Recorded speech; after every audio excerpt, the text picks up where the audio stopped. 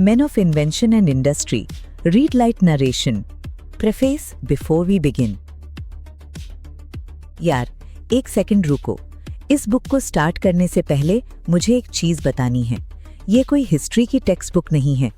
यह उन लोगों की कहानियां हैं जिन्होंने दुनिया बदल दी, बिना किसी के सपोर्ट के, बिना किसी के भरोसे के और अक्सर बिना किसी रिवॉर्ड के भी।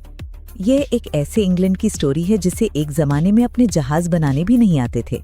उस आदमी की स्टोरी है जिसने वो स्क्रू इन्वेंट किया जिससे आज दुनिया की हर शिप चलती है और जिसे बदले में मिला म्यूजियम का केयरटेकर जॉब।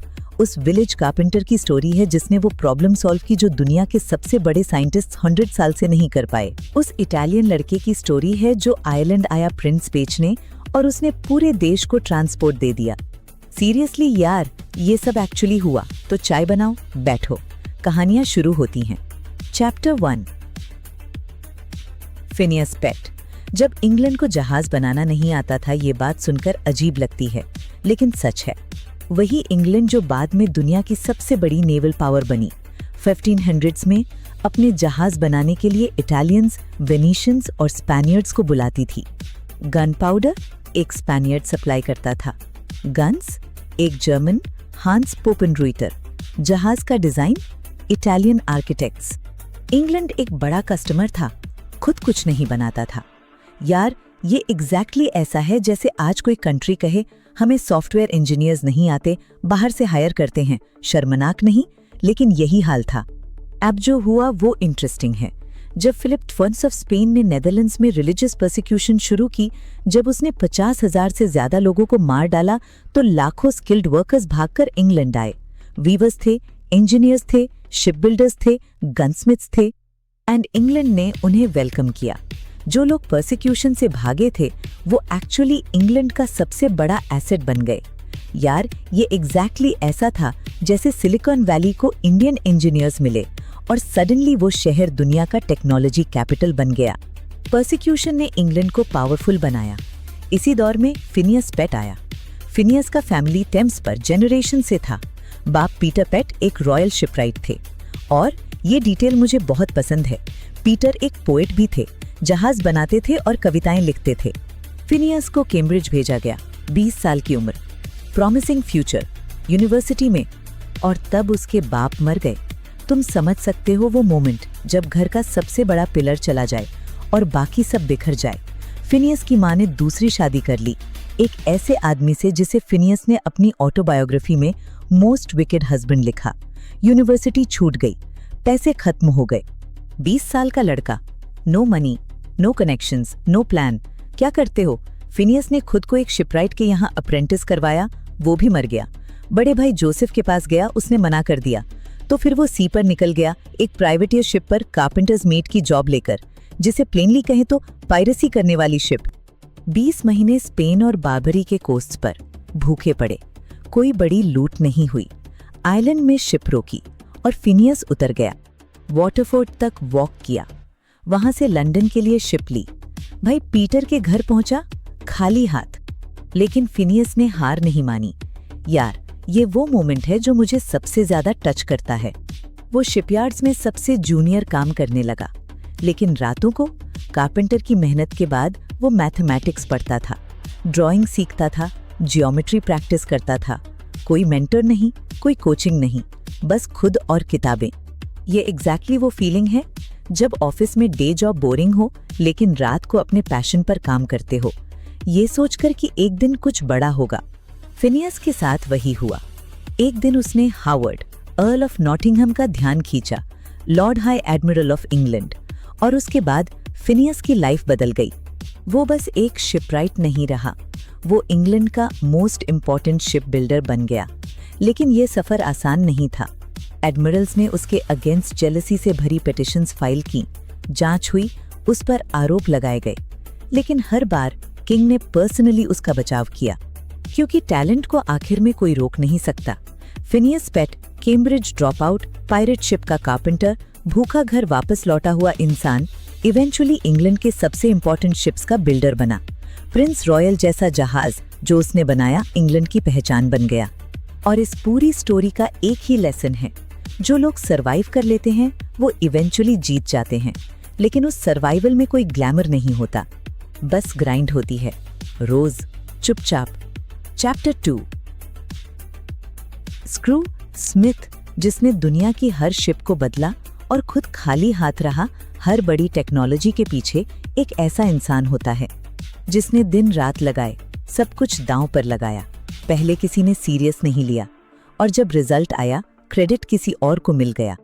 फ्रांसिस पेटेट स्मिथ की स्टोरी ऐसी ही है। स्मिथ कोई इंजीनियर नहीं था, कोई साइंटिस्ट नहीं था। वो रोमनी मार्श में खेती करता था, एक ऑर्डिनरी ग्रेजिंग फार्मर। कोई इंजीनियरिंग बैकग्राउंड नहीं, कोई कनेक्शंस नहीं, बस एक जुनून था छोटी छोटी बोट मॉडल्स बनाने का। और एक आइडिया था, उस जमाने में शिप्स पैडल से चलती थीं, जैसे बोट के दोनों साइड्स पर बड़े पहिए हों जो पानी में घूमे।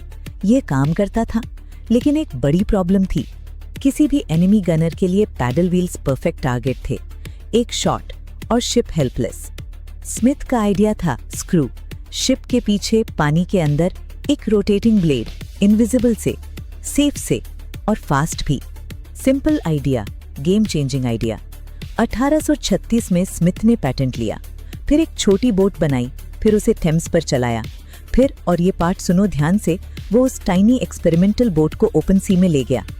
सितंबर 1837, ब्लैकवॉल से ग्रेवसेंड, ग्रेवसेंड से रैम्सगेट, डोवर, फोकस्टोन, हाइड, स्टॉर्म में, वेव्स में। वो बोट, वो tiny experimental boat 7 miles per hour की स्पीड से चली। क्राउड्स जमा हो गए, सेलर्स देख रहे थे, सब हैरान थे, और एडमिरल्टी अभी भी स्केप्टिकल। उनका चीफ सर्वेयर, एक सर विलियम साइमंस, बोला, ये स्टीयर नहीं होगी, अगर पावर पीछे है तो शिप कंट्रोल ही नहीं होगी। ये उसने बिना ट्राई किए बोला।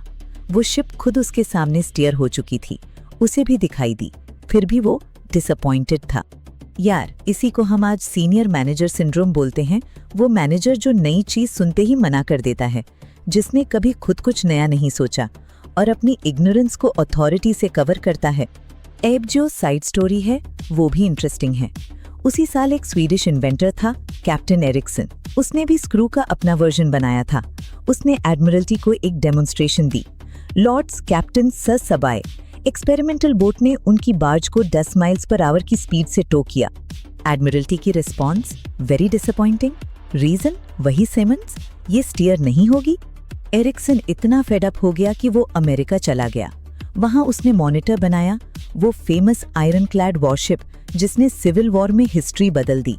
अमेरिका ने उसे वो रिस्पेक्ट दी जो इंग्लैंड ने नहीं दी। स्मिथ रहा, फाइट करता रहा। आखिर में एडमिरल्टी ने आर्किमिडीज बनाई, स्मिथ के स्क्रू से 237 टन शिप। एक्सपेक्टेड स्पीड थी 4 से 5 नॉट्स, एक्चुअल स्पीड निकली 9 to 5 नॉट्स, लगभग डबल। अब सर्वेयर साइमंस को फाइनली मानना पड़ा, शिप स्टीयर होती है। लेकिन यहाँ स्टोरी खत्म नहीं होती। ये वो हिस्सा है जो जेन्युइनली दिल दुखाता है। स्मिथ ने अपना सारा पैसा, सारा टाइम, सारी एनर्जी इस इन्वेंशन में लगाई। उसकी कंपनी शिप प्रोपेलर कंपनी ने 50,000 पाउंड्स लूज किए। पेटेंट 1856 में एक्सपायर हुआ। तब तक 327 रॉयल नेवी शिप्स में स्क्रू फिट हो चुका था, थाउजेंड्स ऑफ मर्चेंट शिप्स में। स्मिथ को मिला क्या? इंजीनियर्स ने एक डिनर पर बुलाया, गिफ्ट में एक सिल्वर ट्रे और क्लैरेट जग दी। फ्रेंड्स ने 2000 पाउंड्स इकट्ठे किए। गवर्नमेंट ने उसे साउथ केंसिंगटन म्यूजियम का क्यूरेटर बना दिया। वो आदमी जिसने दुनिया की हर शिप का प्रोपल्शन फॉरएवर बदल दिया, म्यूजियम का केयरटेकर बन गया। नाइटहुड मिला 1851 में, 35 साल बाद, और 3 साल बाद वो चल बसा। यार, मन करता है कि वक्त में पीछे जाएं, उस आदमी को गले लगाएं और कहें, तुम सही थे, पूरी दुनिया गलत थी। लेकिन यही होता है ना, जो चीज दुनिया बदलती है उसे बनाने वाले को रेयरली वो रिवॉर्ड मिलता है जिसके वो हकदार हैं। स्क्रू स्मिथ की लेगेसी आज हर शिप के नीचे घूमती है। उसका नाम लगभग भुला दिया गया। चैप्टर 3।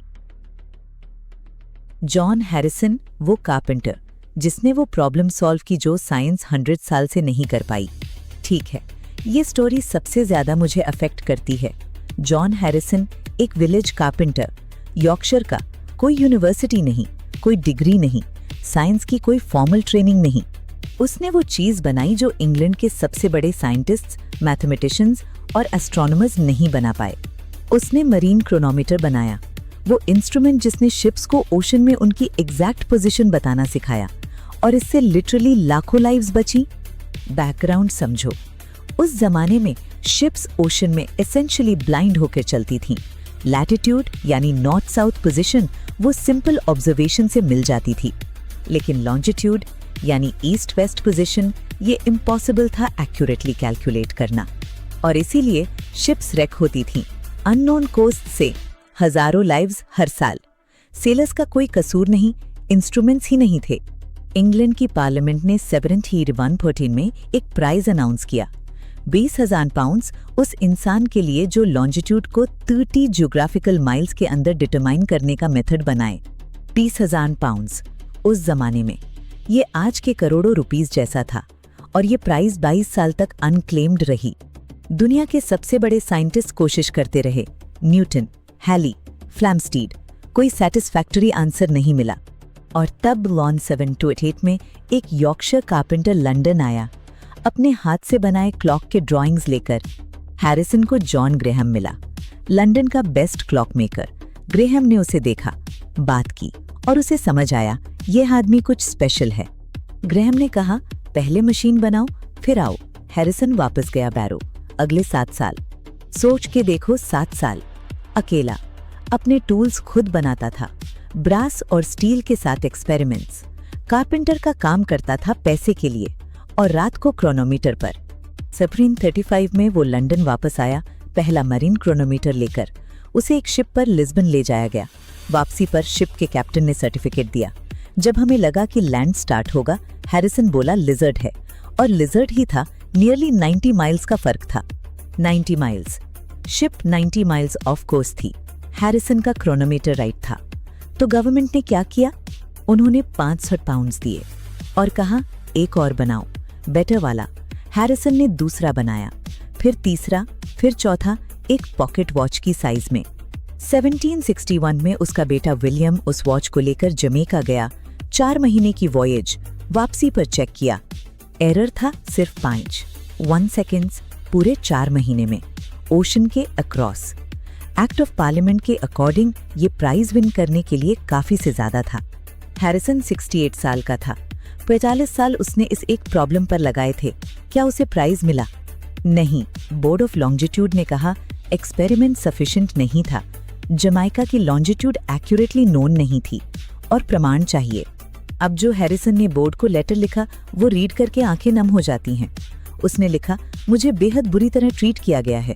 अगर एक्ट डिफिशिएंट था तो मुझे इतने साल एनकरेज क्यों किया, और कंप्लीशन के बाद मुझे इस तरह क्यों ट्रीट किया? फिर यह मेरा दुर्भाग्य है, लेकिन इससे भी ज्यादा दुनिया का, क्योंकि मेरी इन्वेंशन उनसे छिन जाएगी जिन्हें इसकी जरूरत है।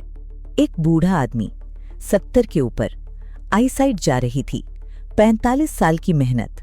गवर्नमेंट हर बार कोई नया ऑब्जेक्शन निकाल देती थी। फाइनली किंग जॉर्ज 30 ने पर्सनली इंटरवेंशन किया। उन्होंने खुद हैरिसन के क्रोनोमीटर को टेस्ट किया। 10 डेज, लगभग कोई एरर नहीं। किंग ने बोर्ड को इफेक्टिवली फोर्स किया। 1773 में 8,570 पाउंड्स और मिले, but officially as reward, not as the prize he had won. Total मिला उसे प्राइज की आधी वैल्यू, उसके पूरे लाइफ की वर्क के बाद। हैरिसन 1776 में चल बसा, 83 साल की उम्र में। लेकिन यार, उसके ओरिजिनल वुडन क्लॉक जो उसने 20 साल की उम्र में बनाई, वो आज भी साउथ केंसिंगटन म्यूजियम में चल रही है 300 साल बाद। And his 4 chronometers Royal Observatory Greenwich में आज भी रखे हैं। वो कारपेंटर जिसे कोई सीरियसली नहीं लेना चाहता था, उसकी लेगेसी लिटरली टाइम को मेजर करती है। हैरिसन की स्टोरी का एक ही लेसन है, कभी कभी राइट होना काफी नहीं होता। ब्यूरोक्रेसी से फाइट भी करनी पड़ती है, पॉलिटिकली माइंडेड गेटकीपर्स से, एंड उन लोगों से जो अपने पेट थ्योरीज को तुम्हारी इन्वेंशन से ज्यादा प्यार करते हैं। लेकिन अगर तुम सच में राइट हो और रुको नहीं, तो इवेंचुअली हिस्ट्री तुम्हारी तरफ होती है। हैरिसन को वो प्राइज नहीं मिला जिसके वो हकदार थे, लेकिन उन्हें कुछ और मिला। हर वो नेविगेटर जो कभी किसी शिप पर सेफली घर पहुंचा, हैरिसन की वजह से पहुंचा। ये कोई अवार्ड नहीं छीन सकता। चैप्टर 4। जॉन लॉम्ब, वो जासूस जिसने इटली से सिल्क का सीक्रेट चुराया यार। कभी कभी इनोवेशन का रास्ता टेक्स्ट बुक से नहीं जाता, कभी कभी रास्ता इटली के एक गार्डेड फैक्ट्री से गुजरता है, रात के अंधेरे में, और आपको एक्चुअली भागकर निकलना पड़ता है। जॉन लॉम्बे की स्टोरी ऐसी ही है। बैकग्राउंड समझो।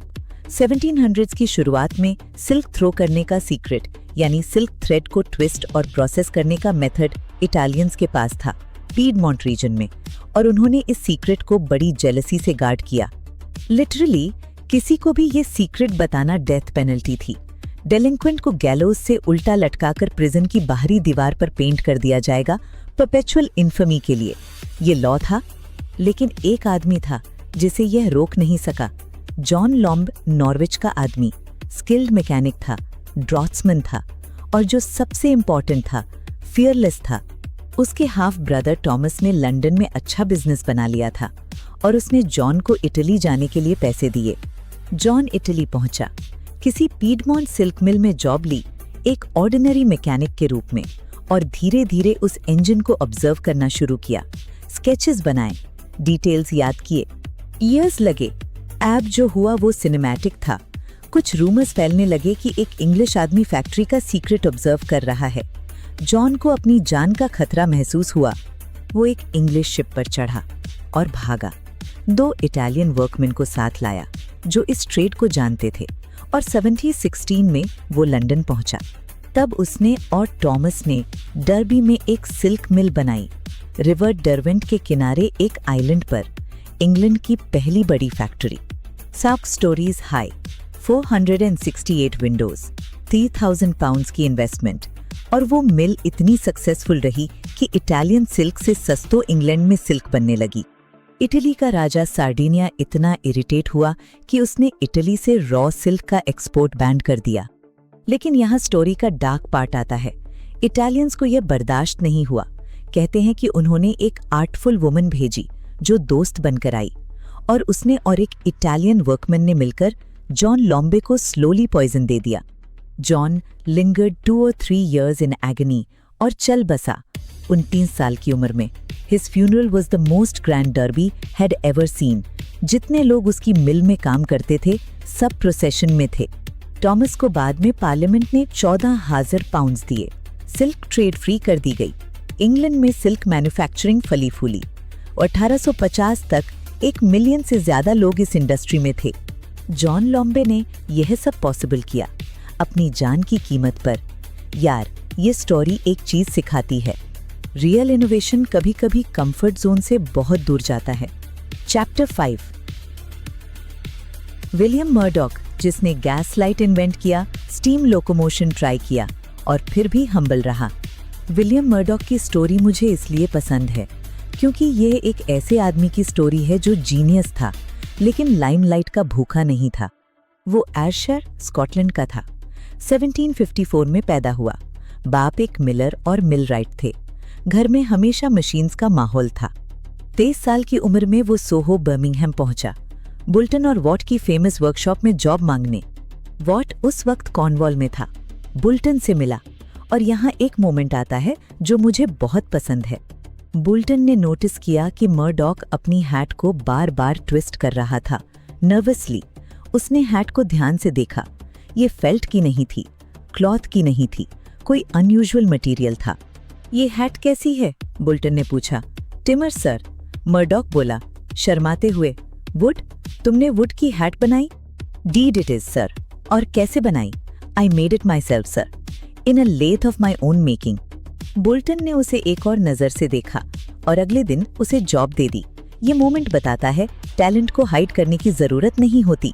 सही मोमेंट में सही आदमी के सामने वो खुद बोलता है। मर्डॉक कॉर्नवॉल गया, बुल्टन और वॉट के स्टीम इंजन्स को मैनेज करने, और यहाँ उसने वो रेपुटेशन बनाई जो लेजेंडरी बन गई। एक रात उसके लैंडलॉर्ड ने सुना कि उसके रूम से हेवी ब्लोज आ रही हैं। सब डर गए। मर्डॉक के कमरे में गए और पाया कि वो नींद में बेडपोस्ट को पंप कर रहा था, चिल्ला रहा था, now she goes lads, now she goes. वो इतना डेडिकेटेड था कि नींद में भी इंजन चला रहा था। मर्डॉक के कॉर्नवॉल के एडवेंचर्स लेजेंडरी हैं। एक बार कुछ माइनर्स ने उसे बुली करने की कोशिश की। मर्डॉक ने शर्ट उतारी, सबसे बड़े को फाइट चैलेंज किया और जीत गया। उसके बाद वो माइनर्स उसके सबसे अच्छे दोस्त बन गए। अनदर टाइम एक इंजन ब्रेकडाउन हुई, माइन में पानी भर गया, माइनर्स रोरिंग एट हिम थे, उसे जान से मारने की धमकी दे रहे थे। मर्डॉक उनके बीच से निकला, इंजन ठीक की, स्टार्ट की, एंड देन वो माइनर्स ने उसे अपने कंधों पर उठाकर घर तक ले गए। एब मर्डॉक की दो बड़ी इन्वेंशंस। पहली, स्टीम लोकोमोटिव। 1784 में मर्डॉक ने अपने घर में एक स्मॉल मॉडल बनाया, स्टीम से चलने वाली। उसने उसे रेडरूथ की एक सड़क पर टेस्ट किया। रात थी, मशीन चली और इतनी तेज चली कि मर्डॉक खुद उसके पीछे भाग नहीं पाया। और फिर अंधेरे में एक आदमी से टकरा गई वो मशीन। वो लोकल विकर था। उसने बताया कि उसे लगा द ईवल वन, शैतान आग उगलता हुआ उसकी तरफ आ रहा है। पोर विकर। वॉट को जब पता चला, उसने मर्डॉक को ये एक्सपेरिमेंट्स बंद करवा दिए। वॉट को डर था कि यह उनके रेगुलर बिजनेस को अफेक्ट करेगा। मर्डॉक ने मान लिया और इसी वजह से मर्डॉक को नहीं बल्कि रिचर्ड ट्रेविथिक और जॉर्ज स्टीवेंसन को लोकोमोटिव का क्रेडिट मिला। दूसरी, गैस लाइटिंग। 1792 में मर्डॉक ने अपने रेडरूथ के घर को गैस से लाइट किया। कोल को हीट करो, गैस निकलती है, उसे पाइप से घर में ले जाओ, जलाओ। Simple idea, revolutionary idea. 1802 में पीस ऑफ आमियंस की खुशी में सोहो की पूरी फैक्ट्री गैस से इल्यूमिनेट हुई, पहली बार पब्लिकली। लोगों ने देखा और हैरान हो गए।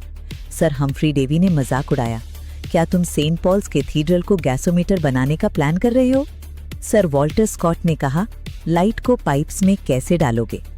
और एक साइंटिस्ट वोलस्टन ने कहा, यह उतना ही पॉसिबल है जितना मून का टुकड़ा लंदन को लाइट करे। लेकिन मर्डॉक ने पैटेंट नहीं लिया। उसने ये इन्वेंशन फ्री छोड़ दी और गैस लाइटिंग इवेंचुअली लंदन की स्ट्रीट्स को रोशन करने लगी। क्या मर्डॉक को इससे पर्सनल फायदा हुआ? मोस्टली नहीं। उसे रॉयल सोसाइटी का रमफोर्ड गोल्ड मेडल मिला। और जब लंदन स्ट्रीट्स पर गैस लगी, क्रेडिट किसी जर्मन नेम्ड विंसर को जाने लगा, जिसने बाद में एक कंपनी बनाई। लेकिन मर्डॉक के एक स्टूडेंट सैमुअल क्लेग ने उस गैस कंपनी को चलाया और सक्सेसफुल बनाया।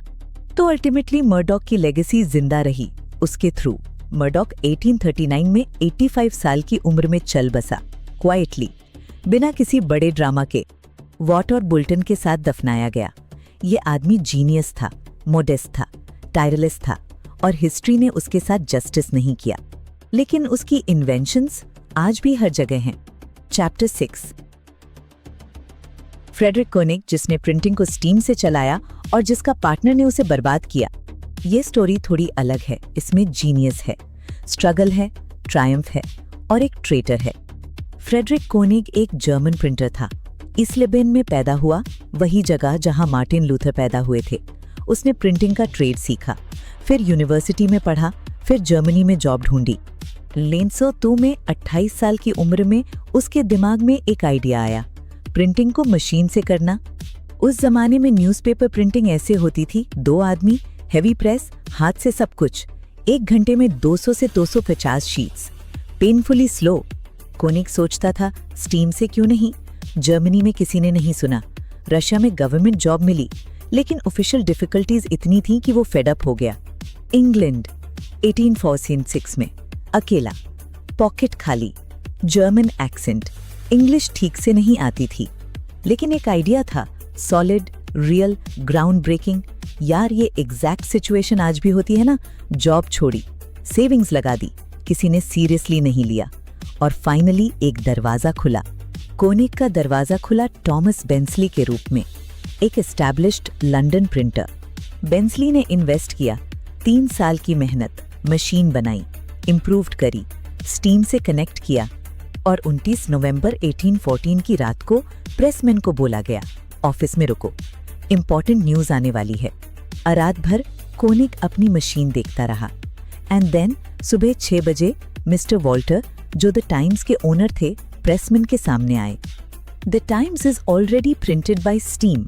द टाइम्स में उस दिन लिखा गया, our journal of this day presents to the public the practical result of the greatest improvement connected with printing since the discovery of the art itself. Printing के इन्वेंशन के बाद सबसे बड़ा इंप्रूवमेंट 1100 शीट्स पर आवर कोनिग ने कर दिखाया और तब बेंसली ने उसे तोड़ा। बेंसली, कोनिग का पार्टनर, उसने पैटेंट्स को डिफेंड करने से डिलिबरेटली मना कर दिया। दूसरे प्रिंटर्स जो कोनिक की इन्वेंशन कॉपी कर रहे थे, उन्हें बेंसली ने सीक्रेटली हेल्प की। कोनिक को बाद में पता चला बेंसली ने शायद उनके साथ डील कर ली थी। जब कोनिक ने लॉयर से बात की, लॉयर ने कहा तुम्हें पार्टनर की एग्रीमेंट चाहिए। बेंसली ने साफ मना कर दिया। कोनिक के पास दो रास्ते थे, ईयर्स लॉन्ग कोर्ट केस या इंग्लैंड छोड़ दो।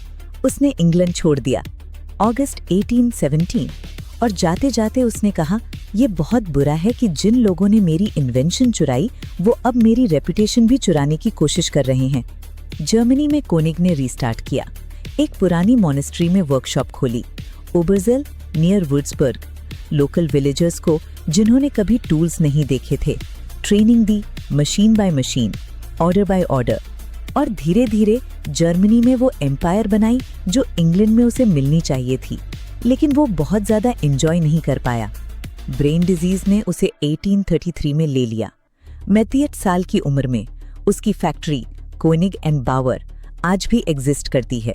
200 साल बाद उसका पार्टनर बेंसली, जिसने उसे बिट्रे किया, बैंकक्रप्ट हो गया। In fortune as well as in character कर्मा दोनों को मिला, बस टाइमिंग अलग थी। कोनिक की स्टोरी का लेसन, रॉन्ग पार्टनर तुम्हें चाहे किसी भी हाइट पर पहुंचा दे, अल्टीमेटली तुम्हें वहां से गिरा भी सकता है। इन्वेंशन चुराई जा सकती है, रेपुटेशन को डैमेज किया जा सकता है, लेकिन जो जेन्युइनली बिल्ड किया है वो सरवाइव करता है। कोनिग एंड बावर 200 साल स्टिल गोइंग। चैप्टर 7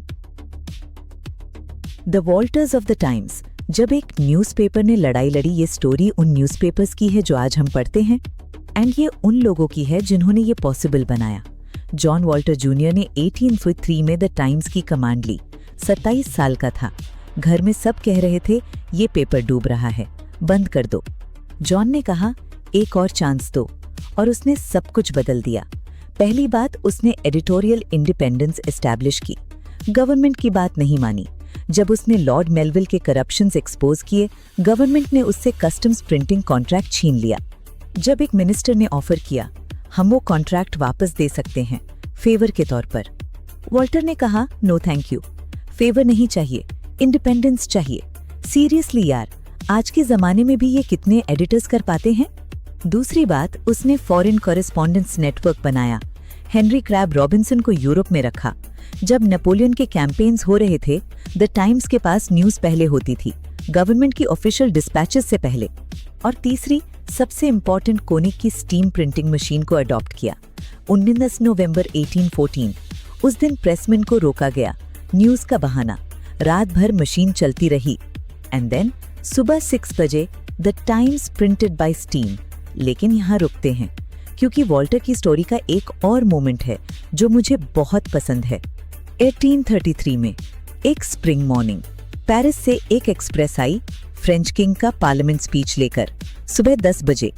उस वक्त तक मॉर्निंग एडिशन निकल चुकी थी, सब एडिटर्स चले गए थे, कंपोजिटर्स गॉन।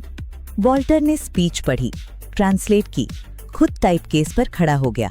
एक कंपोजिटर भी आया और दोनों ने मिलकर उसे सेट किया। 1 बजे तक सेकंड एडिशन सिटी में थी।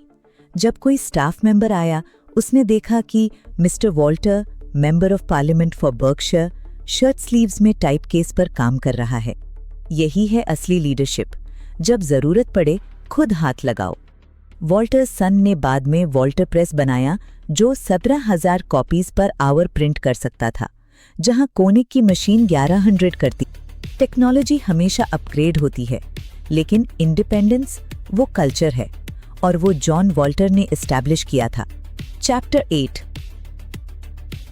विलियम क्लोज, जिसने बुक्स को आम लोगों तक पहुंचाया। विलियम क्लोज की स्टोरी हम्बल बिगिनिंग की है। 1779 में पैदा हुआ, बाप कम उम्र में मर गए, घर में पैसे नहीं थे। चिचेस्टर में एक प्रिंटर के यहाँ अप्रेंटिस किया। 1802 में वो लंदन आया।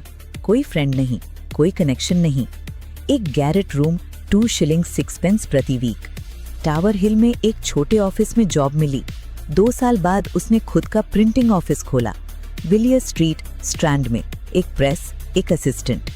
उसका टाइप इतना कम था कि वो दिन में सेट करता था, रात में प्रिंट करता था, फिर टाइप डिस्ट्रीब्यूट करता था ताकि अगले दिन के लिए रेडी हो। लिटरली बैंकर की गोल्ड की तरह हर पीस ऑफ टाइप मैनेज करता था। And then step by step वो ग्रो करता रहा। 1830 में उसने स्टीम प्रेसेस लगाईं, इंग्लैंड में बुक प्रिंटिंग के लिए पहली बार, और क्लोज के पास काम आने लगा society for diffusion of useful knowledge, Penney magazine, Penney cyclopedia. ये पब्लिकेशंस थीं जो पहली बार वर्किंग क्लास के हाथों में बुक्स पहुंचाने की कोशिश कर रही थीं। पेनी मैगजीन 200,000 कॉपीज तक पहुंची उस जमाने में। ये रिमार्केबल था। क्लोज का एक मोमेंट है जो मुझे बहुत पसंद है। एक एरंड बॉय आया काम करने के लिए। क्लोज की वाइफ ने कहा, जॉनी पार्कर बहुत अच्छा बॉय है, इसे ऑफिस में रखो। क्लोज ने रखा। पार्कर ग्रो करता रहा, ओवरसीयर बन गया, कैम्ब्रिज यूनिवर्सिटी प्रेस मैनेज करने गया, एंड इवेंचुअली जॉन पार्कर एक मेजर पब्लिशर बन गया। जॉन स्टुअर्ट मिल की सिस्टम ऑफ लॉजिक उसने पब्लिश की जब किसी ने नहीं की। ये क्लोज की लेगेसी है। उसने न सिर्फ बुक्स प्रिंट की, उसने लोगों को ग्रो करने का मौका दिया। क्लोज 1847 में 61 साल की उम्र में चल बसे। उनके एस्टैब्लिशमेंट में 500 से ज्यादा डायरेक्ट एम्प्लॉइज थे, 25,000 printed sheets per week. Prince of printers कहलाए, और ये सब एक गैरेट रूम के 2 शिलिंग्स के पेन से शुरू हुआ था। चैप्टर 9। चार्ल्स बियांकोनी, वो इटालियन लड़का जो आयरलैंड आया प्रिंट्स बेचने और पूरे देश को ट्रांसपोर्ट दे गया। यार, ये स्टोरी मुझे लिटरली मुस्कुराने पर मजबूर करती है। चार्ल्स बियांकोनी, इटली का, लोम्बार्डी के एक विलेज ट्रेगुलो का, 1786 में पैदा हुआ। स्कूल में कुछ नहीं सीखा। अ ट्रिमेंडस डंस उसके बारे में लिखा गया। 16 साल की उम्र में बाप ने उसे एक इटालियन मर्चेंट फेरोनी के साथ भेजा ट्रेड सीखने के लिए। फेरोनी उसे इंग्लैंड नहीं आयरलैंड ले गया, डबलिन। बियांकोनी को इंग्लिश नहीं आती थी। वो स्ट्रीट्स में प्रिंट्स बेचता था। जब कोई प्राइस पूछता वो सिर्फ फिंगर से नंबर शो करता। धीरे धीरे इंग्लिश सीखी। फिर उसे कंट्री साइड में भेजा गया प्रिंट्स बेचने के लिए। हर मंडे सुबह 40 शिलिंग्स का स्टॉक लेकर निकलता, हर सैटरडे वापस। Start money 4 pence. जब उसने प्रोटेस्ट किया, फेरोनी ने कहा, While you have goods, you have money. Make haste to sell your goods. और वो चलता रहा माइल्स और माइल्स, एक हेवी केस पीठ पर, 100 पाउंड से ज्यादा वजन। और यही थकान लिटरली उसकी सबसे बड़ी इन्वेंशन की जड़ बनी। वो माइलस्टोन्स पर बैठकर सोचता था, गरीब लोग क्यों हमेशा पैदल चलें, अमीर लोग क्यों हमेशा राइड करें, क्या कोई चीप कन्वेंस पॉसिबल है। बाद में जब किसी ने पूछा, तुम्हें ये कार का आइडिया कैसे आया, बियांकोनी ने कहा, it grew out of my back. वो लिटरली उसकी पीठ पर का वजन था। But the time for that idea had not yet come. Bianconi settle हुआ। क्लॉनमिल में टिपररी, कार्वर और गिल्डर का काम किया। ठीक ठाक बिजनेस चला। और फिर 5 जुलाई 1815 को उसने हिस्ट्री बनाई। एक ऑर्डिनरी जॉन्टिंग कार, एक हॉर्स, 6 पैसेंजर्स की कैपेसिटी, क्लॉनमिल से काहिर 12 माइल्स। पहले कोई नहीं बैठा। लोग सोचते थे 12 माइल्स के लिए 18 पेंस, पैदल चल लेंगे। कार कभी कभी वीक्स तक एम्प्टी चलती। दूसरा आदमी होता तो क्विट कर देता। बियांकोनी ने क्या किया, उसने एक ऑपोजिशन कार चलाई, खुद ही, सीक्रेटली, किसी को नहीं पता था। दोनों कार्स के बीच रेस शुरू हुई। फ्री लिफ्ट्स दिए गए, एक्साइटमेंट बढ़ी, लोगों ने साइड्स लिए, और धीरे धीरे दोनों कार्स फुल भरने लगीं। Great big yellow horse opposition का ब्रेक डाउन हो गया। बियांकोनी ने सारा ट्रेड अपने हाथ में ले लिया। और फिर एक्सपैंड। 1816 में Waterford line, 1818 Wexford, 1819 Kilkenny, and so on और सो ऑन। 30 साल में बियांकोनी के पास था 100 व्हीकल्स, वेक्सोटी stations, 100 drivers, 3,600 horses, daily 3,800 miles, 23 counties, 1 to 20 principal towns. And ये सब एक इटालियन लैड ने किया जिसे आयरलैंड की भाषा नहीं आती थी, जो प्रिंट्स बेचता था। रेलवेज आई, बियांकोनी ने रेजिस्ट नहीं किया। उसने अपना नेटवर्क बदल लिया। स्टेशन से टाउन्स तक कार्स चलाईं। 1876 तक वो अभी भी एक्टिवली बिजनेस रन कर रहा था। बियांकोनी के ड्राइवर्स के बारे में एक इंटरेस्टिंग बात थी। उनका कैरेक्टर उनकी जॉब जितना ही इम्पोर्टेंट था। झूठ बोलने पर इंस्टेंट डिसमिसल, शराब पीने पर इंस्टेंट डिसमिसल, लेटर्स ले जाने पर fine. If I don't respect other institutions, my men will not respect mine. Bianconi 1875 में 90 साल की उम्र में चल बसा। रिस्पेक्टेड था, लव्ड था, आयरलैंड ने उसे अपना माना, और वो इटालियन जो प्रिंट्स बेचते हुए माइलस्टोन्स पर रोज बैठता था, वो आयरलैंड का सबसे बड़ा ट्रांसपोर्ट एंटरप्रेन्योर बन गया। The secret of my success, उसने कहा, has been promptitude, fair dealing and good humour. और एक और चीज, not money itself but money used as a creative power. Chapter 10। Ireland की इंडस्ट्री, एक देश जो सो रहा था और बेलफास्ट जो जाग गया यार। आयरलैंड की ये स्टोरी फ्रस्ट्रेटिंग है और इंस्पायरिंग भी। 1880s में आयरलैंड के वेस्ट कोस्ट पर गॉलवे, कॉनॉट, कॉनेमारा सब कुछ उजड़ा हुआ था। गॉलवे में आधे घर खंडहर थे, फिशिंग बोट्स घट रही थीं, लोग एमिग्रेट कर रहे थे, जो अच्छे थे वो जा रहे थे, वीक और ओल्ड पीछे छूट रहे थे। और फिर भी ओशन में मछलियां भरी पड़ी थीं। गॉलवे बे को finest fishing ground in the world कहा जाता था, और वहां से स्कॉटलैंड और इंग्लैंड के फिशरमैन आते, मछलियां पकड़ते और वापस ले जाते, आयरलैंड को वापस बेचते। लिटरली आयरिश कोस्ट से पकड़ी मछलियां स्कॉटलैंड में प्रोसेस होती थीं और फिर आयरलैंड को वापस इंपोर्ट होती थीं। यार, ये फ्रस्ट्रेटिंग नहीं तो क्या है, लेकिन ये चैप्टर एक होप की स्टोरी भी बताता है। बेलफास्ट, वही Ireland, same land, same climate, same laws, लेकिन बेलफास्ट ने डिसाइड किया, हम खुद इंडस्ट्री बिल्ड करेंगे। Linen, ship building, engineering, rope manufacturing, printing, aerated waters. अतस्केलिस में बेलफास्ट की पॉपुलेशन 75,000 थी। 40 साल बाद 225,000। ट्रेबल। हार्लैंड एंड वुल्फ, जिनकी स्टोरी नेक्स्ट चैप्टर में है, बेलफास्ट में आए और बस वहां से शुरू हो गए दुनिया के सबसे बड़े शिप्स। इस चैप्टर का मैसेज सिंपल है, गवर्नमेंट वेट मत करो, सिस्टम से मत पूछो, खुद शुरू करो। बेलफास्ट ने यही किया, और जो रास्ता उसने दिखाया वो पॉसिबल था पूरे आयरलैंड के लिए।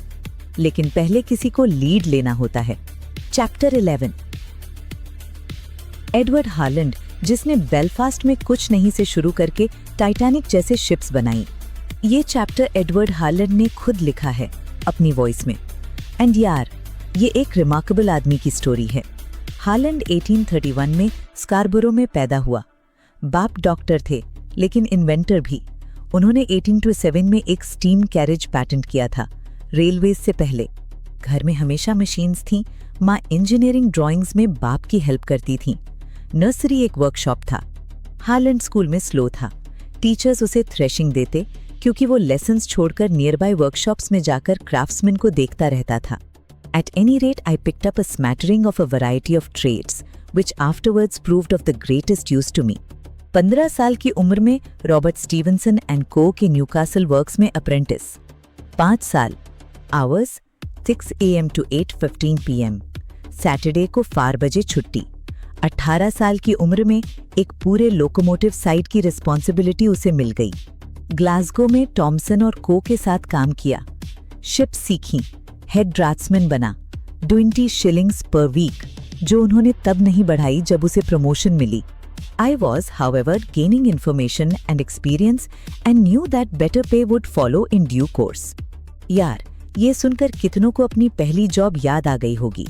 1844 में बेलफास्ट में एक एडवर्टाइजमेंट आई, शिप बिल्डिंग यार्ड के लिए मैनेजर। हार्लैंड ने अप्लाई किया, और जो सिचुएशन उसे मिली वो नाइटमेयर थी। पिछला मैनेजर डिसमिस हो चुका था। मैन उसकी फेवरेट थे। हार्लैंड आया तो वर्कर्स ने उसे रिजेक्ट किया। स्ट्राइक। हार्लैंड ने क्लाइड से नए वर्कर्स लाए। उन्हें थ्रेटन किया गया। फीस देकर वापस भेजा गया।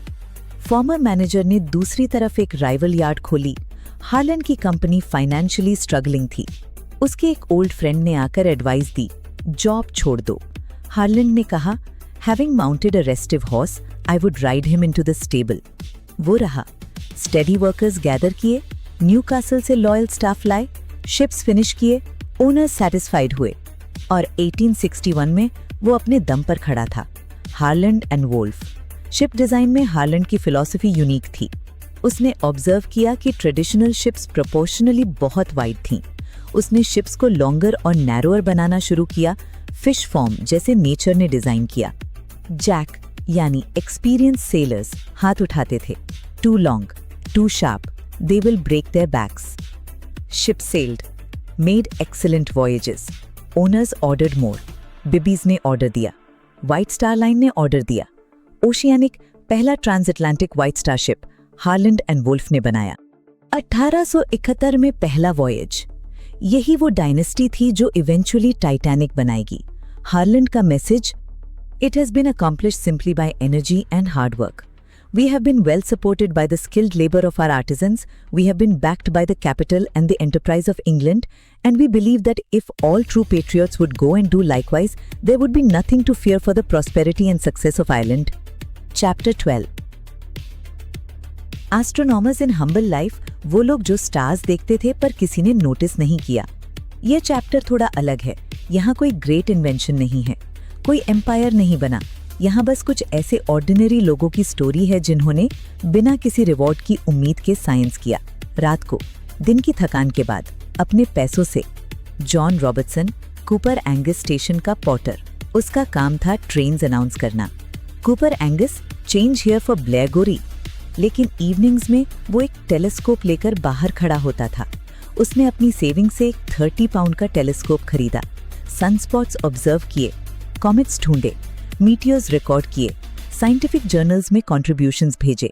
जब किसी ने रेकमेंड किया कि उसे किसी ऑब्जर्वेटरी में जॉब मिलनी चाहिए, उसका जवाब था, oh yes, I am very comfortable, the company are very kind to me and I hope I serve them faithfully. वो सैटिस्फाइड था। Railway porter, star gazer, contented, Thomas Cook, York का telescope maker, shoemaker का बेटा था, खुद school teacher बना। उसने पहला टेलीस्कोप एक मोटे ग्लास के बॉटम से बनाया, हाथ से ग्राइंड करके, फिर एक और, फिर एक और।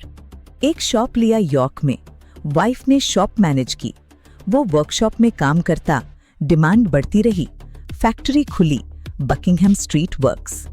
इंग्लैंड के बेस्ट टेलीस्कोप्स कुक के, एस्ट्रोनॉमर्स दुनिया भर में उन्हें प्रेफर करते थे। उसने इंग्लैंड को वो पोजीशन वापस दिलाई जो फ्लिंट ग्लास टैक्स की वजह से जर्मनी और स्विट्जरलैंड को मिल गई थी। उसका बिगेस्ट प्रोजेक्ट, एक 25 इंच एपर्चर का टेलीस्कोप, उसकी जान ले गया। एंग्जाइटी इतनी थी। 1863 में 62 साल की उम्र में जब इंस्ट्रूमेंट ऑलमोस्ट कंप्लीट था, वो चल बसा। प्रोफेसर प्रिचर्ड ने कहा, your husband has left his mark upon his age, I do not hesitate to call his loss national. And then John Jones, Upper Bangor में एक स्लेट काउंटर, क्वे पर स्लेट्स गिनना उसका काम, इवनिंग्स में एस्ट्रोनॉमी। उसने खुद टेलीस्कोप्स बनाए, 10 इंच रिफ्लेक्टिंग टेलीस्कोप, खुद मिरर ग्राउंड किया, बिना लेथ के, इमरी और रोज से। He learned English from books, Greek Testament, Hebrew Bible, दोनों पढ़ सकता था। टेप्पीज डिक्शनरीज थी उसके पास, खुद की कमाई से खरीदी। जब किसी ने उसका टेलीस्कोप जंबो नाम का टेलीस्कोप देखा, उसमें उसने मार्स का स्नोकैप देखा था। कोई फॉर्मल एजुकेशन नहीं, कोई ऑब्जर्वेटरी नहीं, बस जंबो और क्यूरियोसिटी। और आखिर में वो वेल्श क्वारीमैन। बिथेस्डा के क्वारी डिस्ट्रिक्ट्स में यंग मैन थे जो दिन में 7 AM से 5:30 PM तक स्टोन काटते थे और रात को 2, 3, 4 बजे उठकर पढ़ते थे। कुछ को 3 माइल्स वॉक करनी होती थी स्कूल तक रात में। एंड उन्होंने पढ़ा Macaulay, John Stuart Mill, professor Fawcett. Dinner break में कुछ डॉक्टर बन गए, कुछ टीचर्स, कुछ मिनिस्टर्स। एक गोल्ड मेडलिस्ट बन गया एडिनबरा में। और ये सब क्वारीमैन ने वॉलंटरीली यूनिवर्सिटी कॉलेज के लिए 5 रैंक 8 पाउंड्स कंट्रीब्यूट किए, हाफ क्राउन सब्सक्रिप्शन से। A fact without its parallel in the history of the education of any country. यार, ये चैप्टर यही कहता है, टैलेंट किसी की प्रॉपर्टी नहीं है। वो कूपर एंगस के ट्रेन स्टेशन पर भी हो सकता है, यॉर्कशायर के एक रिमोट विलेज में भी, बैंगलोर के क्वीसाइड पर भी, बिथेस्डा के क्वारी में भी।